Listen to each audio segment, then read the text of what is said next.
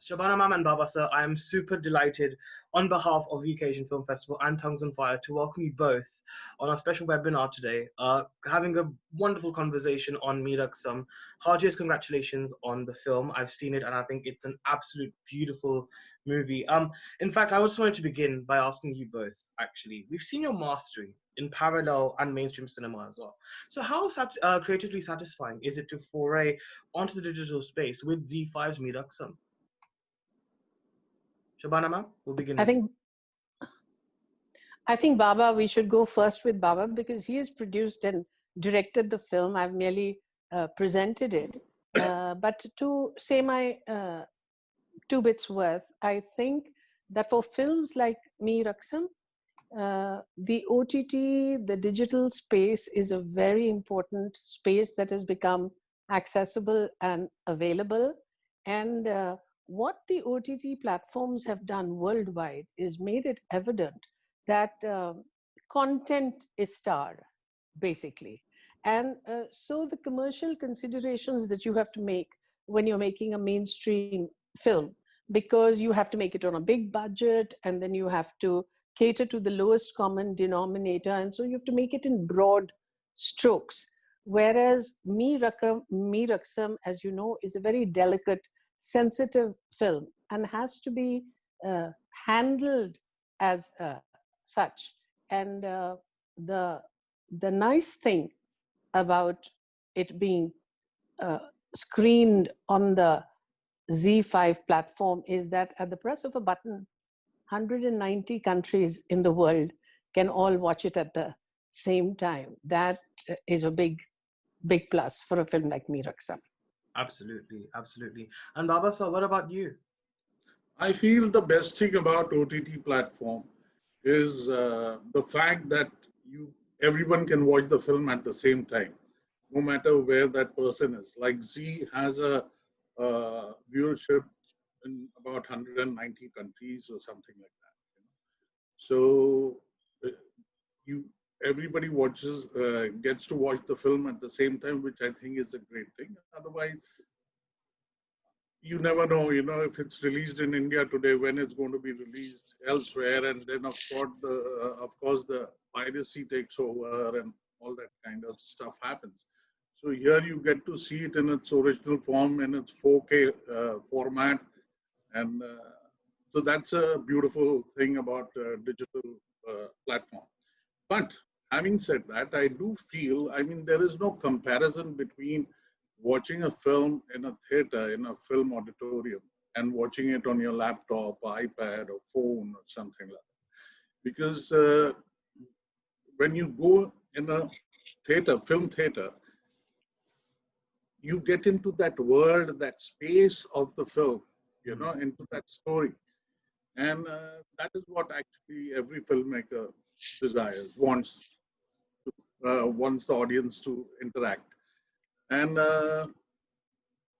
but yeah, it has its own charm, and OTT also has its own charm, no doubt about it. The biggest being that it's released at the same time all over the place. That I do. Definitely. And it's there for posterity as well. I think that's one of the key factors as well, that whether it's now or even 10 years down the line, people can always come back and watch it as well. Sure. That's wonderful. That's absolutely wonderful to hear.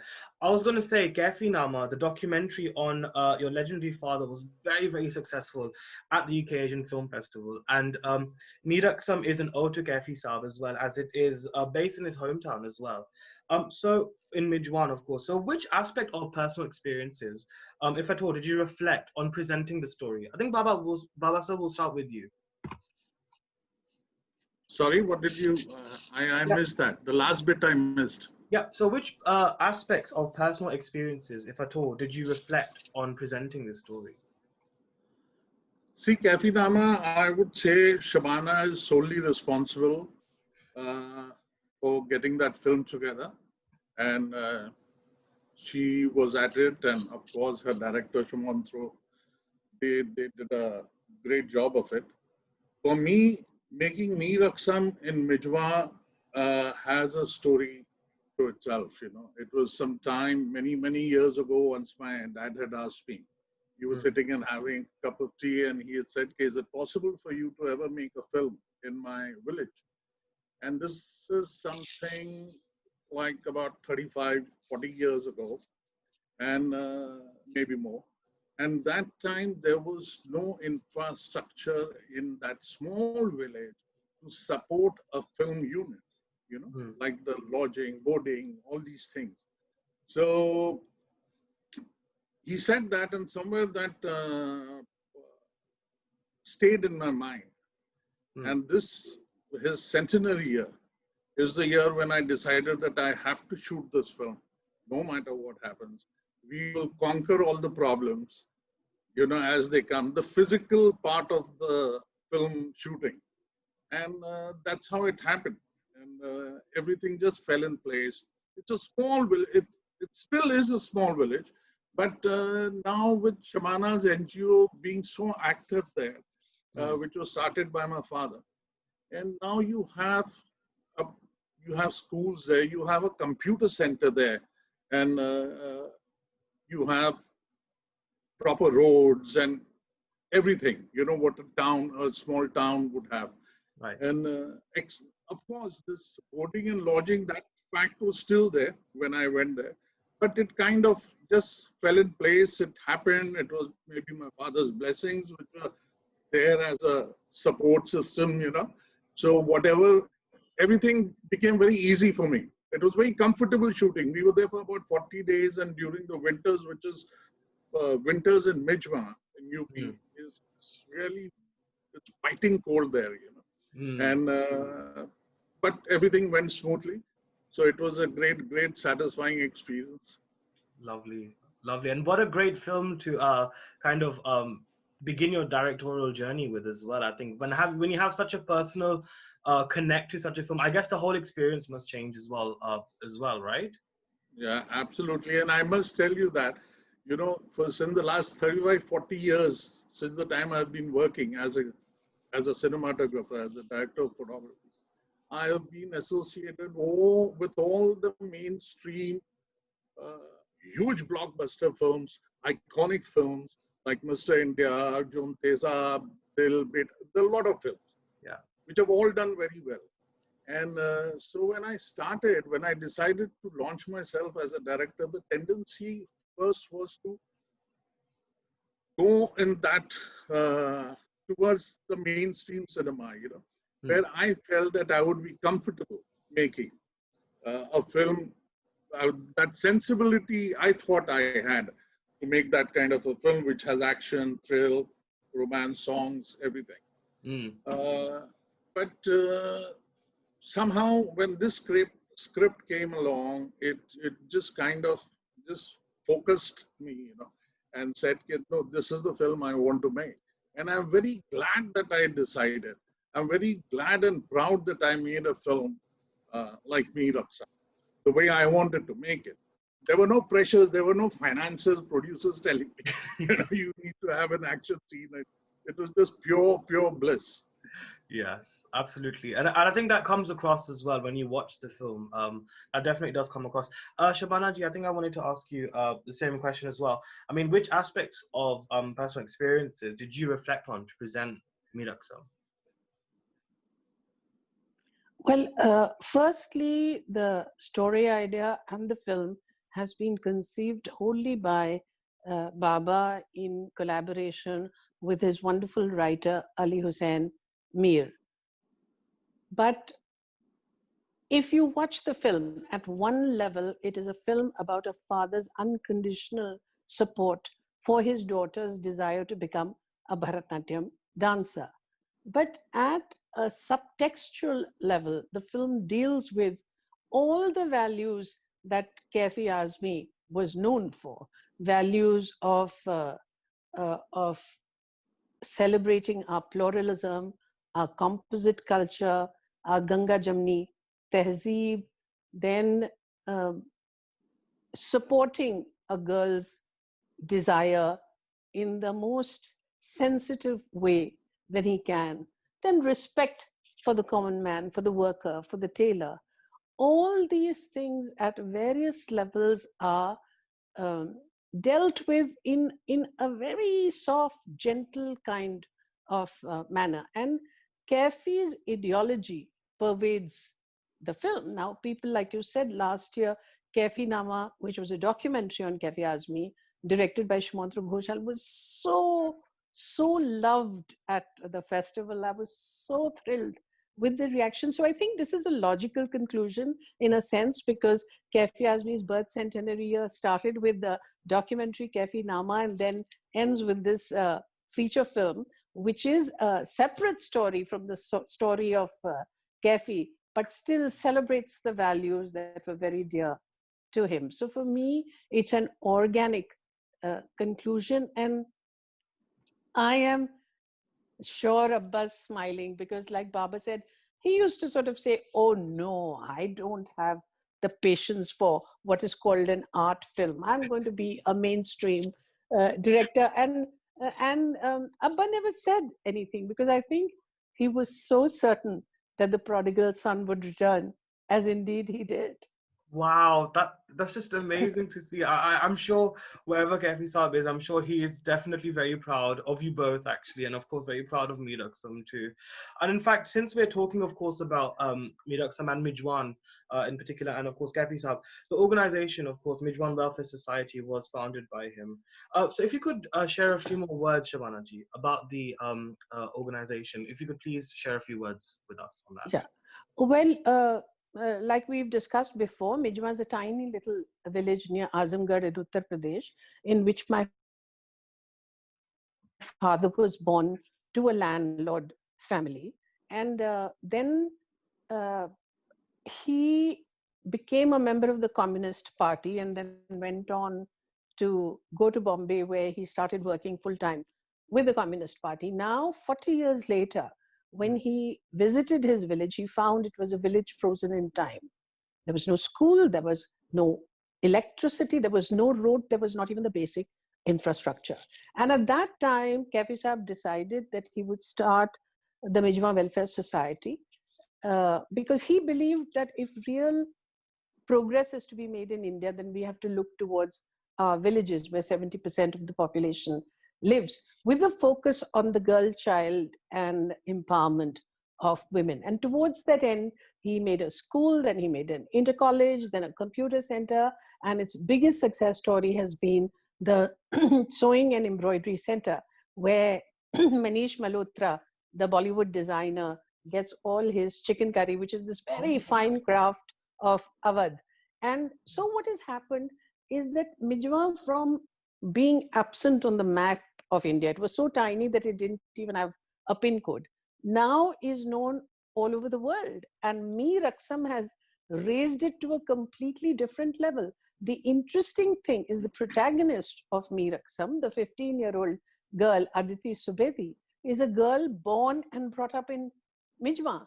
She had never faced the camera. She had never done a step of Bharatnatyam, but Baba chose her because he wanted the, jisko hum bolte hain, the mitti ki khushbu of that girl, and she rose so beautifully to the occasion. What it has done is opened up the doors for the girls in and around Mijwan to dream big, and see that there is a chance their dream can be fulfilled. Now, in a country like India, where 50% of the population is under the age of 25, we really, really need to give wings to fly to our young people, because they should be the harbingers of change. And Mee Raqsam at one level provides hope and provides you with the courage to dream. And I think that's been a very big contribution of Mee Raqsam. Oh, very well said. Absolutely. I mean, in fact, we'll be talking a bit about, of course, the concept as well of the film as well, just very shortly. But you know, I was doing a bit of a reading up as well prior to this conversation, and I believe as of 31st of August, Mijwan Welfare Society COVID-19 response work has reached almost 151,000 people across 230 plus villages across India. So, what are the plans to maintain this momentum, and how can people contribute if they wanted to as well? Well, it's been quite remarkable that the work we have done during the COVID pandemic in terms of providing relief and rehabilitation for people who were suffering. Like you said, we reached out to 135,000 people in 5 different states, and we gave them rations, we give them grain, we give them masks, we give them soaps, sanitizers, etc., etc. These were the immediate things that were required in terms of relief. But I think the more long-term measure that has been taken is the setting up of something called the Rozgar Dhabas, which are employment centers. What it does is fulfill a very, very urgent need between the people who are looking for jobs, have come back from the cities because the city turned so hostile to them during the lockdown. They've come back into the villages and they have no idea where to go, what to do. So Mijwan Welfare Society has set up these information centers whereby we connect the people with employment opportunities according to whatever are their skills. So we tell them about government jobs, we tell them about private jobs, we help them make the applications, we help them make their Aadhaar card, make their ration card. We do everything to make sure that they access all the schemes that are available by the government for them. But the thing is, we must understand that in a country like India, and particularly in her villages, information is completely absent. And so when information is empowerment, so in the long term, the work that Mijwan is doing is this long-term employment opportunities for those who've had a very bad time during the pandemic, and then of course more. Because if we look at why do people go to the cities from the villages, it's in search of employment. Of course. Employment they get, but housing they don't. And so they're forced to live in slums and in terrible areas. If we can make sure that we can give employment, healthy employment to our people in the villages, they won't have to migrate to the city in search of work. And that was what my father wanted to do. And I'm very proud because Mijwan is a model village now, which is both replicable and scalable. Baba will tell you that in such a tiny village in India, it's very rare to find that all the roads are cemented, that it's such a clean village, and that so much development has happened over there. Definitely, definitely. In fact, I'm really glad you mentioned that as well, Shabana ji, because I was going to say, Baba, sir, when I watched Mee Raqsam, I just love the way you made Mijwan as an instrumental character in the film, the way through the camera, through your craft as someone behind the lens, you've always kind of brought to life the scenery, the even like the buildings as well. I think it was just so wonderful to kind of see the way you've used all of that as well. So was that always intentional as well, to kind of bring alive these sceneries and of course the environment as well that's there? Was that always intentional as well for you as a director? I mean, what drives you to do that? No, one, definitely the script itself has its own requirement and your own sensibility and your aesthetic sense. These are very important. But what was lovely about Mijwan is, I must tell you, when Nasiruddin Shah joined me there and Danish Hussain, the first thing they reacted that we've never seen such a clean village in UP. These are the first words as he got off from the car. So that's really very obviously there, you know, it's so clean and so well maintained. And of course, Mijwan has its own small lanes, the own architecture, the flavor. And there is, in fact, there is a design school, I mean, not school, the Silai Center, where all the girls come and do, which is so contemporary in styling, you know, and it's modern. So my son, who's 13 years old, when he saw the film, he says, you know, something is not right. That Silai Center doesn't look right. I said, what do you mean? He says, because you don't visualize that in a village. Now, 13-year-old to what is his concept of a village, or, you know. So it was quite interesting. It was an interesting observation made by him. And of course, I feel I have just directed the film. I'm not the cinematographer, but you cannot take the cinematographer out from me because it just comes naturally. Okay. So one has tried to remain, there are no forced uh, visuals. I try to avoid that. You know, when you're narrating, even if I'm doing a film for some other director, I do like to just gel and go along with the script and not have a sunset just for the sake of having a sunset or not having early morning shot just for the sake of it. But if the script demands, then of course you try and do as much as you can in, you know, finally it's a visual medium, filmmaking. So yeah, I mean, Mijwan gave me all that I required. I didn't want anything more beautiful and I didn't want anything less. It just kind of fitted with the script, with the narrative. So, but you know, Baba, I'd like to give you credit for something, and that is, in spite of being a director of photography and uh, uh, knowing your craft so well, what you have deliberately done in Mee Raqsam is to tell a simple tale, almost like a parable, almost like a fairy tale. So there's no director's dance, there's no camera jumping around everywhere, yeah, there's no tight, you know. So for you to be able to resist yeah, showing off your yeah, craft and to yeah. stay true to the story, I think that's quite remarkable, and that I really appreciate, भैया, because after all, कहीं तो आपका जी करता होगा कि ये कर दूं मैं, वो कर दूं, Have but a to round avoid trolley, that, yeah. have a Jimmy Jib shot, you know, have a drone flying over. Yeah, all that one had to overcome. Definitely one had to, you know, And let resist me that. tell you, even, you know, in the climax song, Mm. because Mee Raqsam is a very small budget film, Yeah. all that glamour that you see is with 5 lights. 5 lights. But Wow. I said, Baba, I was there on the set. I said, I can't believe these are 5 lights. He said, well, if this was a mainstream film, there would have been 50 lights Yeah, on the set. absolutely. But he managed to do it just with 5 lights, which was really skillful of him. Absolutely, wow, that's incredible to hear. And I think Shabana ji, you're so right. I think एक balance होनी चाहिए as well. You know, like I think it's that balance. क्योंकि obviously Baba sir is a But you maestro.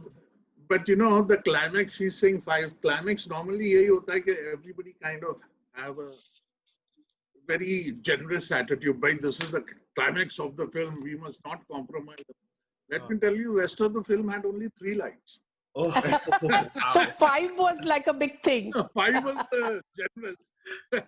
That is superb. Wow, that is incredible. And I think, you know, it's really interesting as well, you know, Shabana ji and Baba sir, is because like often when I watch a lot of dance reality shows, there's a lot of onus on fusion.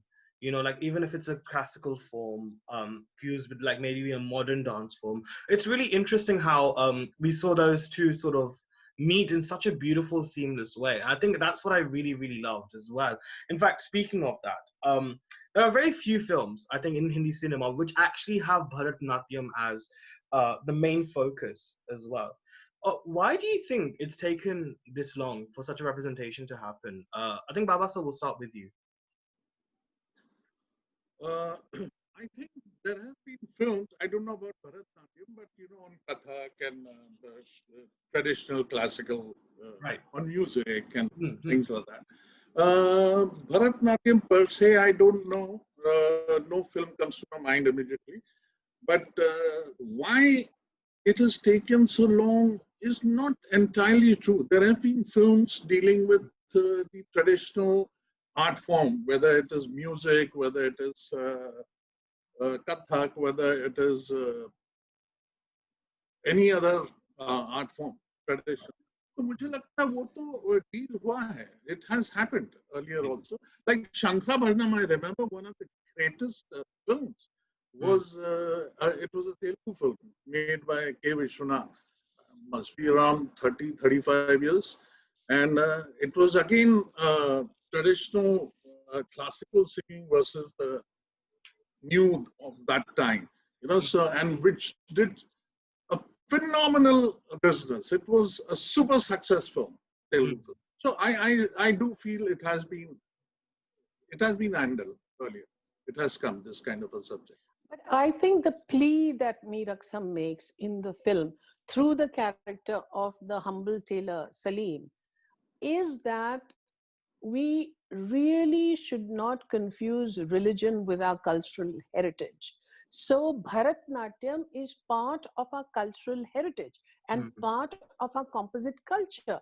To attach it to a religion and say only this religion should be practicing is breaking all the beauty of everything that is India, which is pluralistic and which is full of so many differences, and it is her differences which makes her so diverse and so rich. And to claim that space, to say cultural heritage is part of our nationalist vision of the country, and it cannot be limited only to a religion. I think particularly in today's day and age is a very important, timely reminder when everything is sought to be weighed in its political cauldron.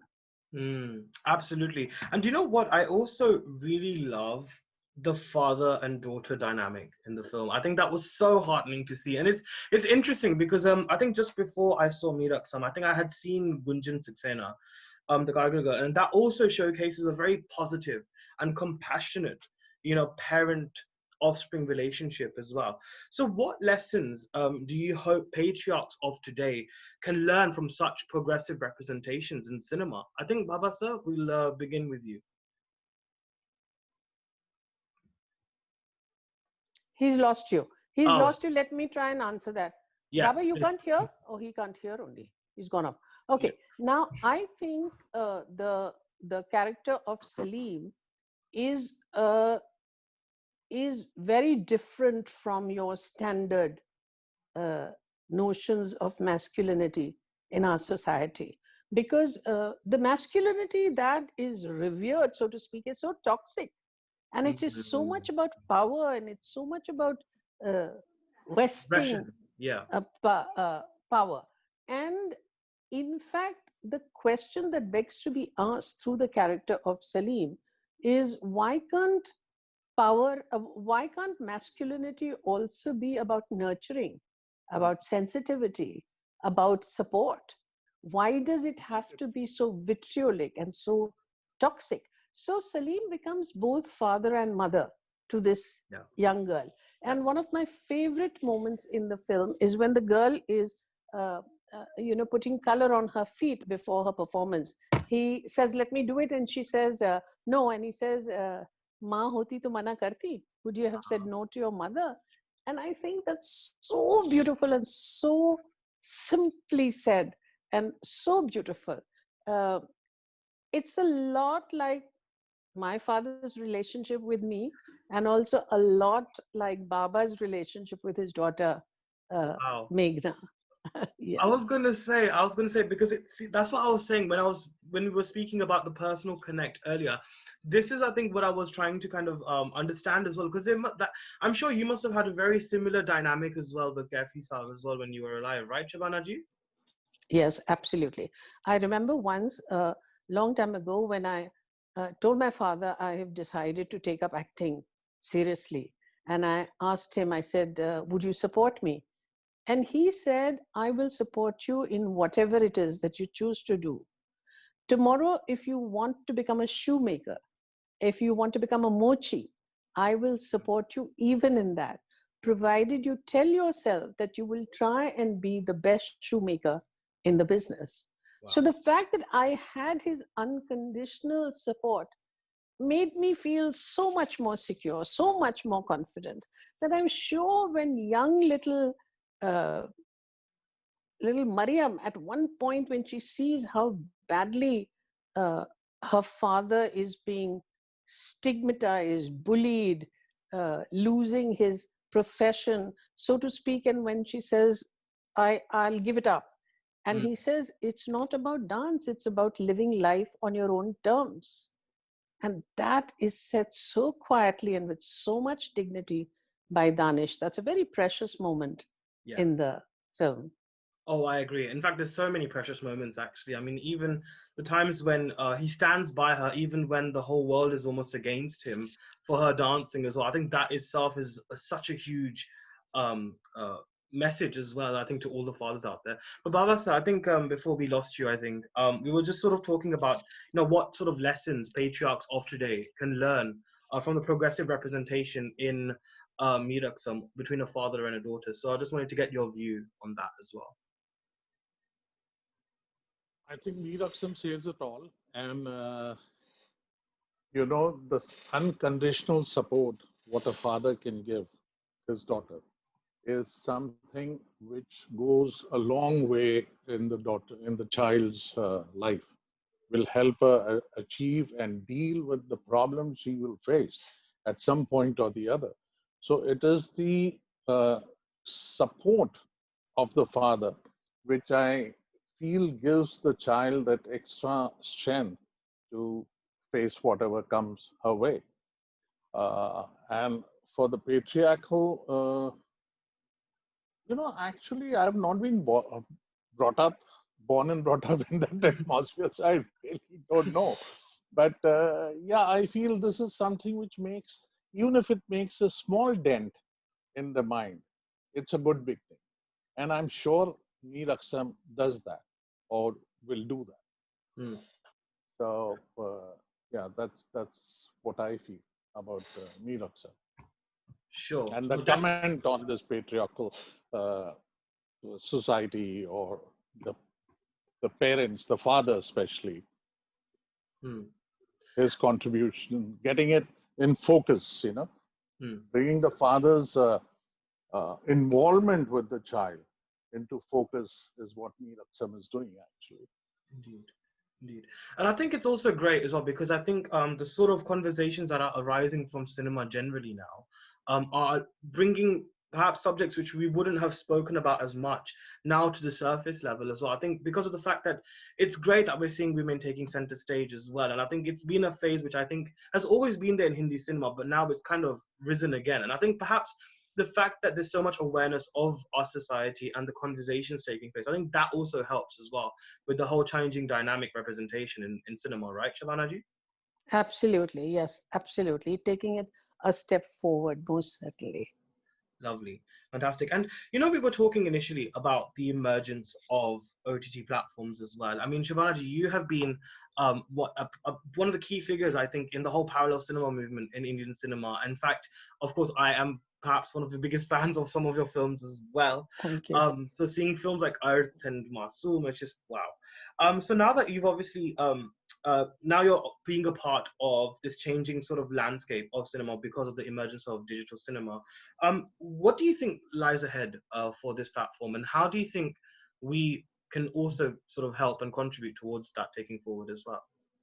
Well, firstly, the fact that content is king is becoming the norm for the OTT is something that I think needs to be nurtured by people. So they need to then subscribe to these channels, because it's only on the basis of the subscription that they can make more and more such films. And I think there is also an onus on the OTT platforms, because I think they shouldn't go the way that mainstream cinema is going. They should give chances to newer, younger people. There are many, many interesting scripts that are being written. And I think they should go out and actually give a fillip to these young men and women who are trying to do something different. And then it can be a win-win situation for both. Right. Amazing. Yes. What about you, Baba, sir? Yes, I agree with what Shabana is saying, and especially when we're talking about OTT digital platform, uh, they they they need to. I mean, they should look at their budgets and make films with stars. That's fine, but at the same time, give newcomers give new ideas a platform, which is right now happening, but in a very minuscule way. It can't come percentage, you know.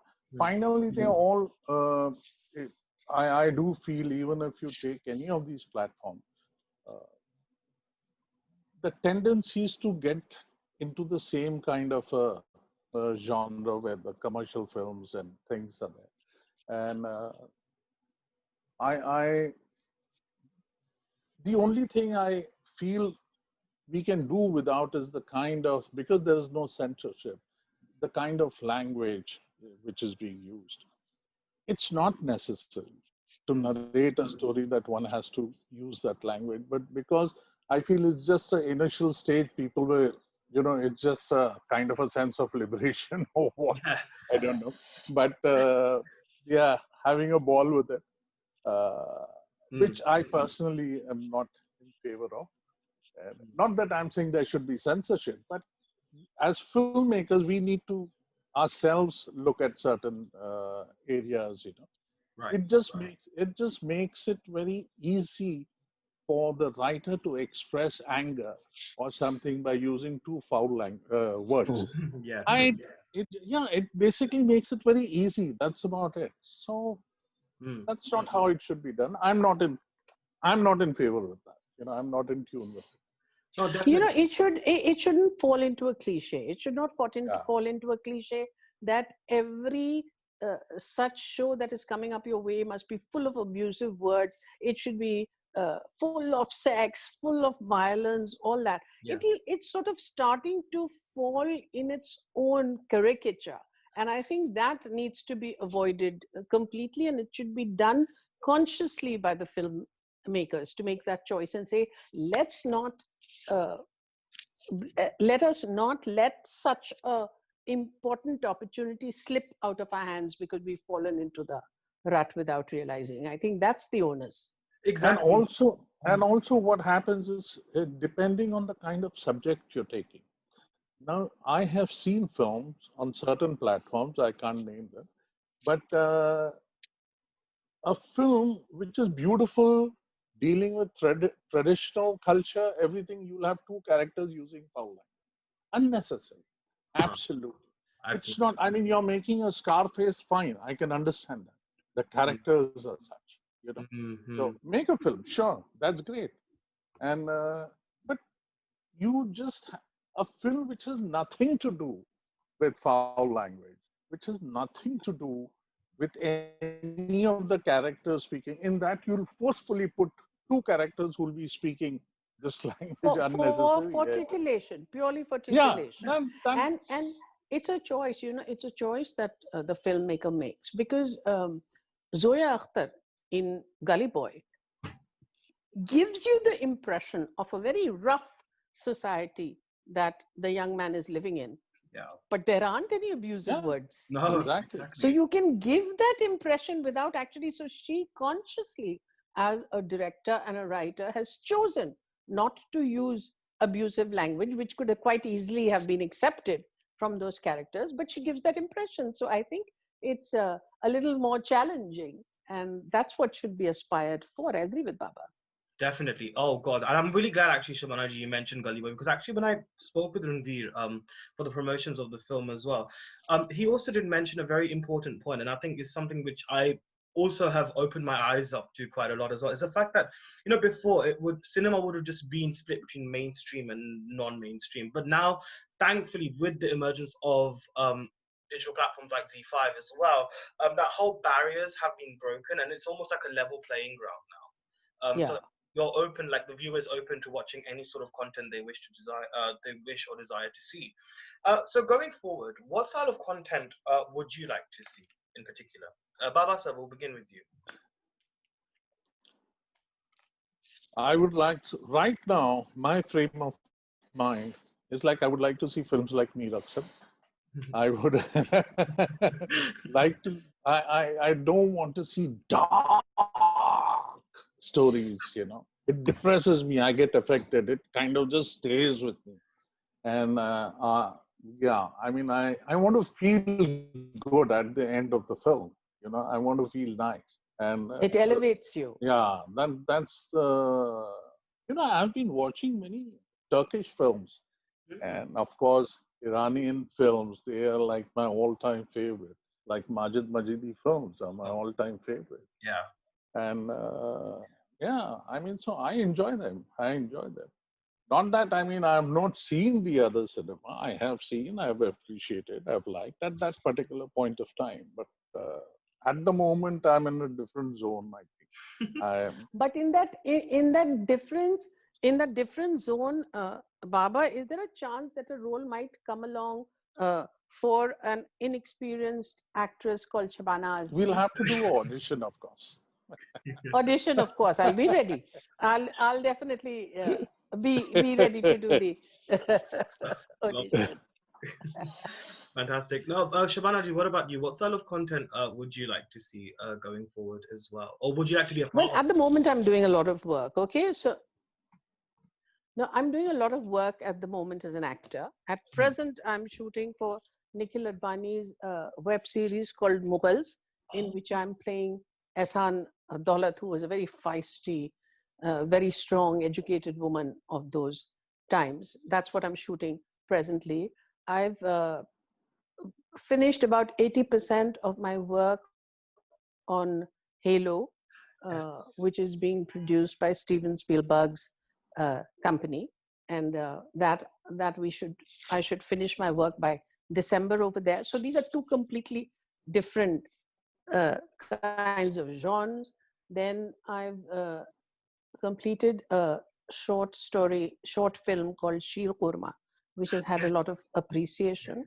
And I am looking at a couple of scripts. There are all kinds of scripts that are being available. And what is very heartening is that a lot of parts are being made available for senior actors, not just male actors, but also female actors, which wasn't there till about a decade ago. And now it's not necessarily the length of the part, but the importance of the character in the story that is becoming available. And that's a very happy situation to be in.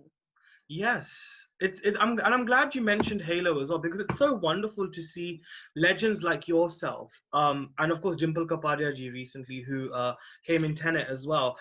It's just so wonderful to see Hollywood finally like recognizing like our legends and giving them that platform, and that too on a very substantial role as well. So what are you making of this whole shift? I mean, what do you think is contributing towards that shift? Do you think that's been a lot? Oh, well, you know, Asian actors for more than 25 years have been asking for why the best roles only go to Caucasian actors. Why isn't there colorblind casting? And now, 25 years later, that's finally becoming a reality. Because in Halo, I play an Admiral Margaret Parangosky, and absolutely no demand was made of me to speak my lines in a particular accent or to change the color of my hair or my eyes. So I look like how I look, and yet I'm called Margaret Parangosky, which is so wonderful because finally we are getting to see colorblind casting, which is a very, very healthy trend. So an Asian character is not being cast because she needs to be Asian, but because she happens to be an Asian. Yes. You know, there's a difference between the two, and I think that's very healthy and very nice. Oh, definitely. I think that, like what we saw in Personal History of David Copperfield with Dev Patel as well, it was so wonderful to see him, even though he's Indian, he played like a proper character which would perhaps be played by a white person. And I think it's great to see that shift as well. Baba, so what are you making of this shift as well, of sort of breaking barriers in Hollywood and sort of, I guess, blind casting becoming a lot more prominent now? I don't know, but I'm not really very looking forward to it as well. If it comes my way, and if it comes my way in not like a second unit cameraman or something, you know, if it comes my way as a DOP, yeah, sure, I will do it with the same amount of excitement and nervousness like I do films. Yeah, so definitely, that's it. Yeah. No, absolutely. Absolutely. But I would be very much I would be very much excited if I get a film, Iranian film to do with somebody like Ah. Kaifi, and I would be very excited because I love the way he lights up and the way his films are led. The characters, it's beautiful. Or a Turkish film for that matter. So there's some wonderful films which I've seen recently. Hmm, Yeah, definitely. No, at the absolutely. moment I'm all there. Oh, well, you know what? I think it's all about putting it out into the universe, and I'm sure whoever watching this, I'm sure somewhere, sometime it will definitely happen. I think what I'm looking forward to is one day seeing Shabana ji work in your film. I think one day as an actor. I think that would honestly be the Sone Pe Suhaga of all of I the. agree. I agree. I agree. And I promise you, I didn't pay him to say that, Babaji. Oh, fantastic! But I think on a You final know, note, she still doesn't have the confidence whether my shots I'm taking in focus. She's right? constantly What worried. nonsense. What Baba, will the nonsense. focus be okay? Well, yeah, trust me, 40 years. That's absolutely Yeah. delightful. That's absolutely delightful. But honestly, Baba sir and Shabana ma'am, I just wanted to say on behalf of the Occasion Film Festival and Tongues on Fire, thank you so much for joining us on today's conversation on Mee Raqsam and of course cinema and beyond. I think it's such a heartening film, such a brave film, and I think it'll definitely be cherished for years to come as well. And currently, it's already being cherished. So, want to congratulate you once again. And the film is available to stream on ZEE5. So if you haven't watched it, please go watch it. It's amazing. No, and I'd also like to tell you that it has been selected as the opening night film for a coalition of South Asian film festivals, which is a coalition of 7 film festivals in the US. And it's the opening night film there. And it's the opening night film of the Indian Film Festival in Dublin, in Ireland, Right. already. Wow. So, guys, please catch the film on ZEE5. Subscribe now. You won't regret it. Fantastic, fantastic. And Baba sir, congratulations as well on you on your directorial debut. It was fantastic, and wishing you all the very best for future projects. In fact, we're wishing you both all the best. Thank you. Thank you, Anuj. Thank you Thank so you much. very much. Lovely Thank talking to you you. so much. Thank you. Lovely talking to you too. Thank you. Thank you. Thank you. Bye-bye. Bye bye.